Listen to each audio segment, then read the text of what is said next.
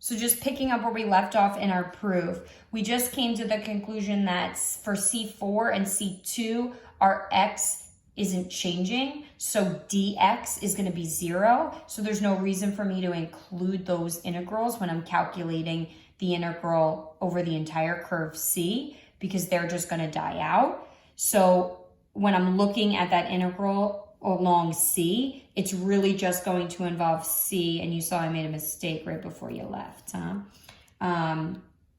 C1 and then plus C3. Right? It's just going to be those two.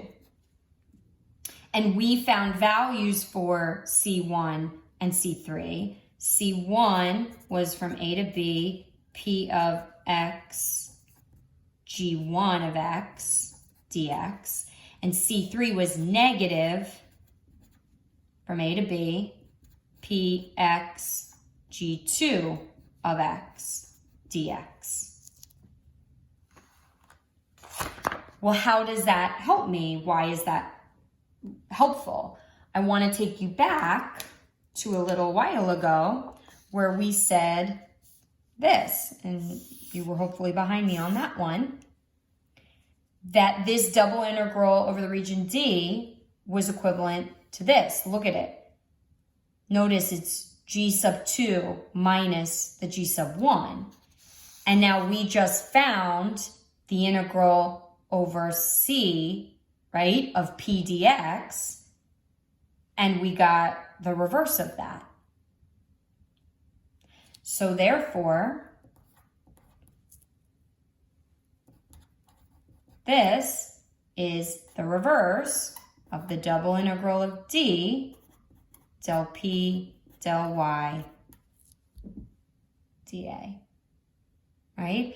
So the first thing we did was we looked at the double integral over D of del P del Y, and we got this order here. The integral from A to B, P of X G2 minus P of X G1. Then we took our curve and we thought about doing the line integral for our curve. We saw that for C2 and C4, those just died out, so it was really just C1 and C3. And we saw that when we put those together, we got the integral from A to B for P of X G1 minus P of X G2. So it was the complete reverse of what we got up here. This one was G2 minus G1. This one's G1 minus G2.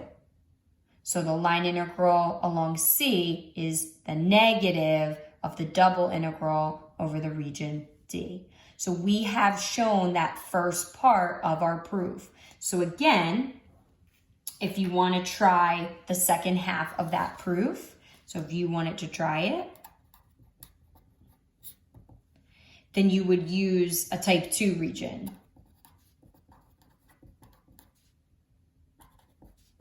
And you would be showing that the line integral along C, Q dy is the same as the double integral over D del Q del X dA.